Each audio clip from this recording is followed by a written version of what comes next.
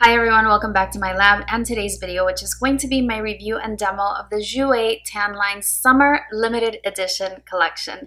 I just purchased the eyeshadow palette from Sephora. I've got swatches for you today as well as a demonstration of this eye look and my thoughts. So if you're ready, let's go ahead and get into it. I purchased my eyeshadow palette from Sephora.com, but I believe that you can purchase Jouer from Beautylish. You can also purchase it from Nordstrom and the Jouer website.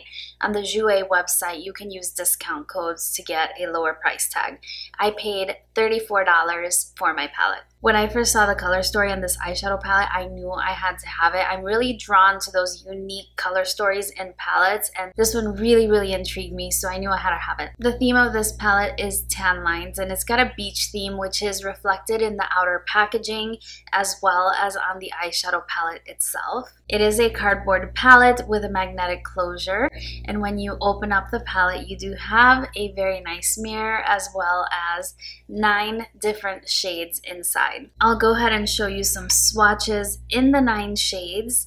You have 3 different finishes.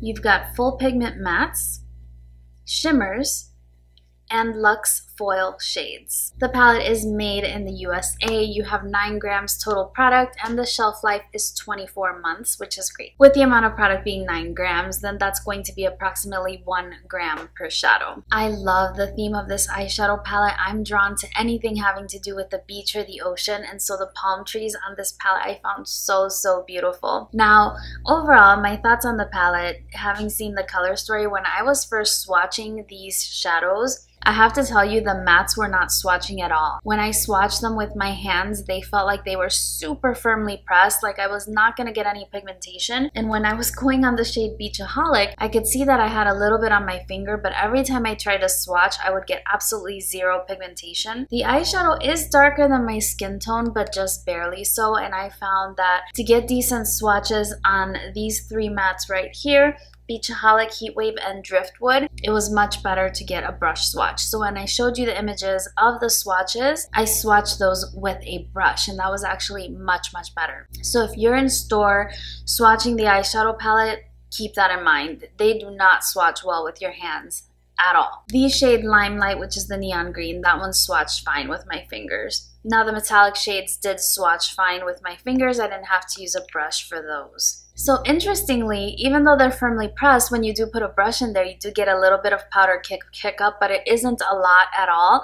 And when I was working with the mattes, I didn't get any fallout. I didn't tap off my brush or anything like that. And I did complete my eye look after finishing my base. So just something to keep in mind, they appear to be a little bit powdery, but nothing like the Anastasia shadows or Lorac shadows or anything like that. I recently reviewed the Huda Beauty eyeshadow palettes, and this Limelight shade is very similar to the neon green shadow in that palette. So if you already have that and this was the shade you were interested in, I don't think you'll necessarily need this palette. Now overall, if you are a person with a deeper skin tone than myself, I don't think you're going to enjoy these mattes very much. Driftwood you probably could, but Beachaholic and Heatwave, I'm not sure how well those would show up on your skin tone. If you have a lighter skin tone and you prefer a very neutral kind of corally vibe with your eyeshadow looks, you might enjoy these lighter shades for everyday. The metallics I think would show up on any skin tone, as well as the Limelight shade. I think that would show up on any skin tone as well. So just something to keep in mind. The palette has a really fun color story. I do like that it has a neutral portion and a colorful portion, and I think it's very inspiring and it allows you to get very creative. Even Sephora has some really nice looks on their website that you can take a look at for some ideas alongside the look that I created today. In all honesty, the portion of the palette that drew me in was this one, but then I was thinking, oh, it's going to be versatile for everyday as well because I do have these shades over here. And it's true, it is,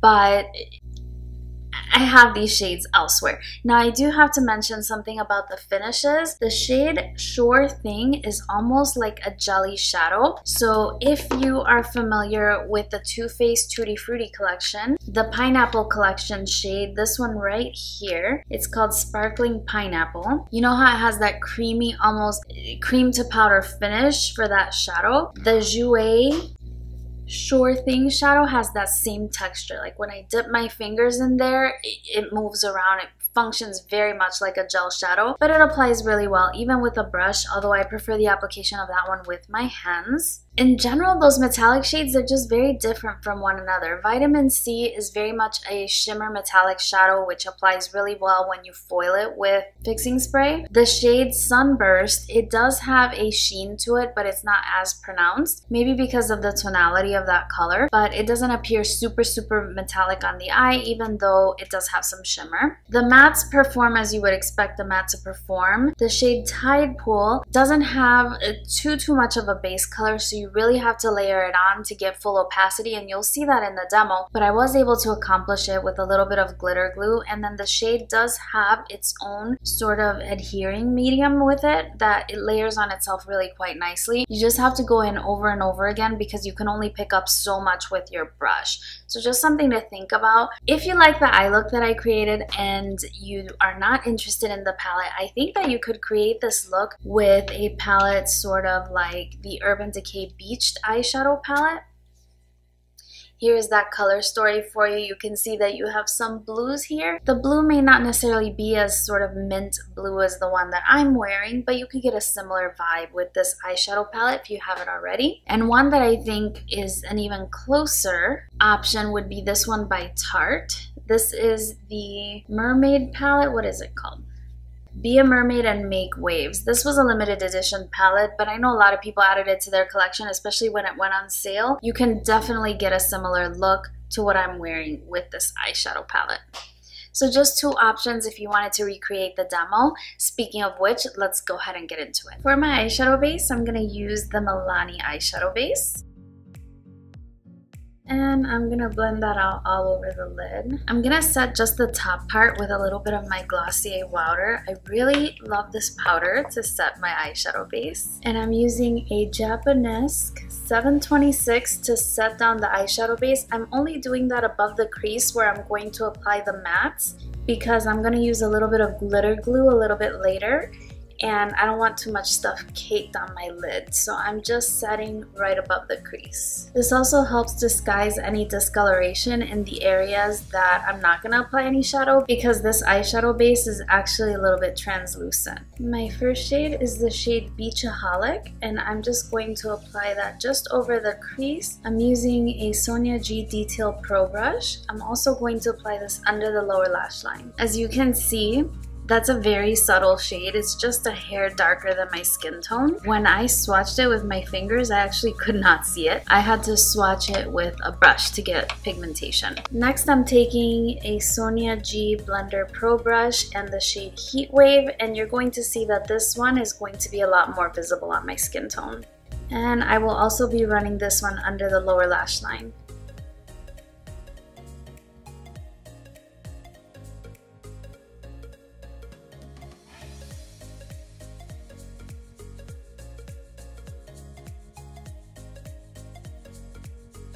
As you can see, this shade added a considerable amount of pigmentation.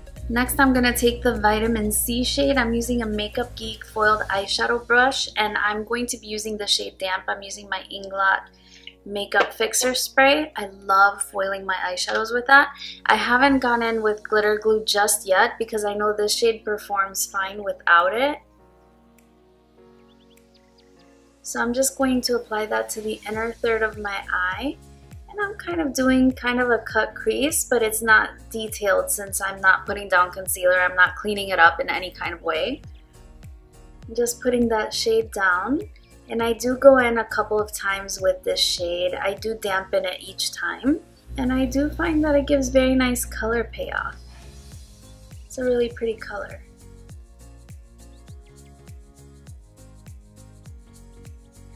I'm going to use a flat synthetic brush. This is by Coastal Scents. I got it in a brush kit, but it says BRCS20. Now I'm just going to apply this to my lid in the general shape where I'm going to want to apply the shade Tide Pool. The reason for that is because the shade Tide Pool, it doesn't have a lot of base color to it. And in order to get a nice opaque color without putting down another blue base or something like that, I find that applying glitter glue just really helps. Again, it's kind of in a cut crease shape, but I'm not really defining that. As a matter of fact, I can barely see where the glitter glue is right now.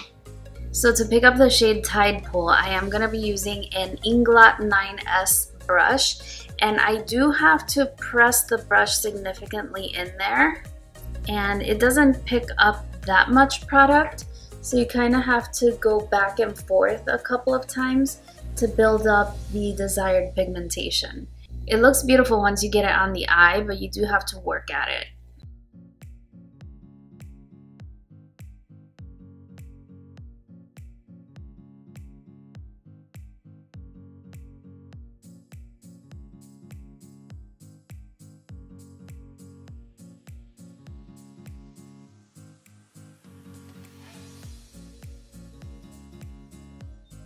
Now this also is a shadow that feels creamy when you swatch it, and so it has some sort of base that builds on itself quite well actually. But the glitter glue does help, especially since I have hooded eyes. This is the kind of eyeshadow that really shines over like a black base. If you put down some black liner and then overlay this one on top, it would be really nice. So I think that's about the right shape. For the lower lash line, I'm using a Morphe G28. It's a flat definer brush that is synthetic. And believe it or not, this picks up the shadow really, really well, and I don't have to apply glitter glue to the lower lash line at all. I do have to go back and forth, however.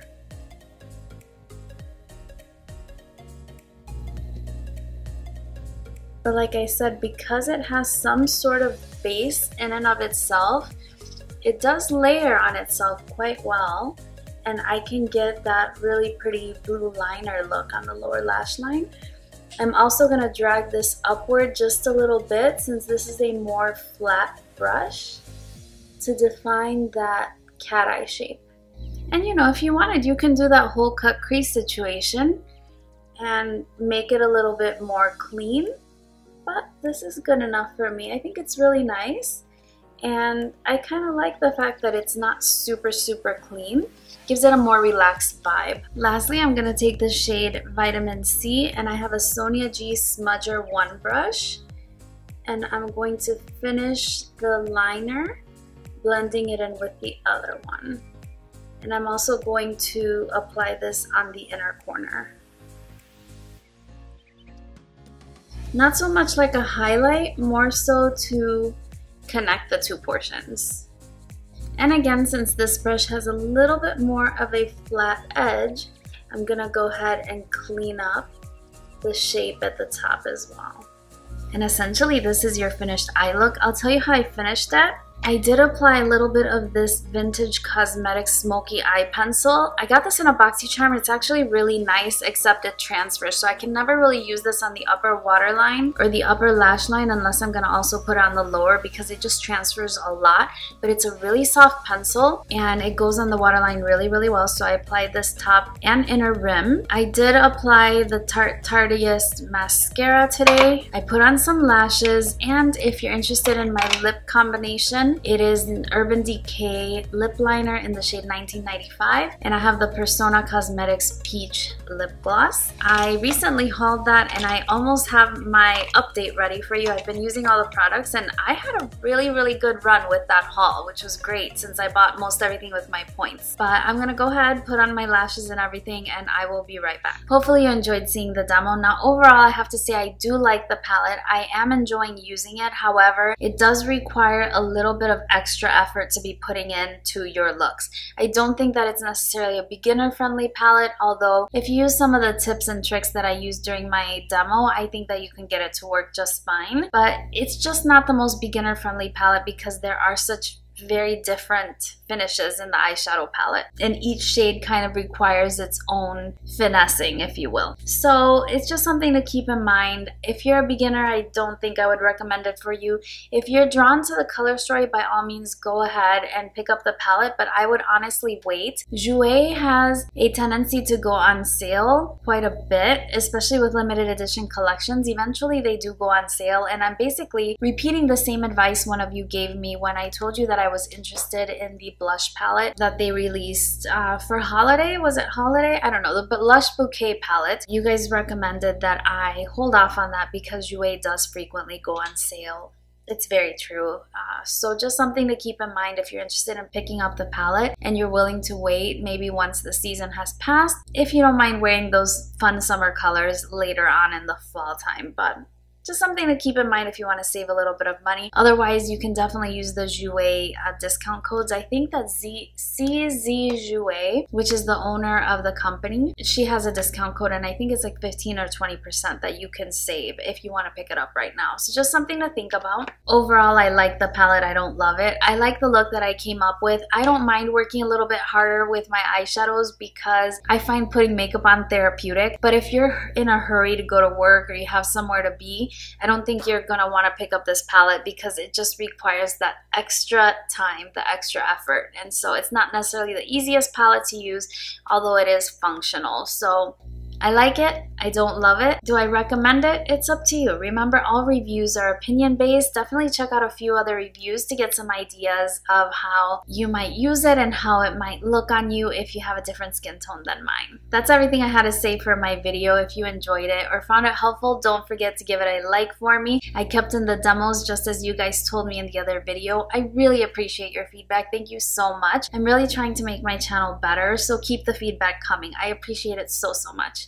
I hope you're having a lovely day wherever you are. Thank you for joining me and for sharing a few minutes of your day with me. I look forward to seeing you again really soon on my next one. Bye-bye.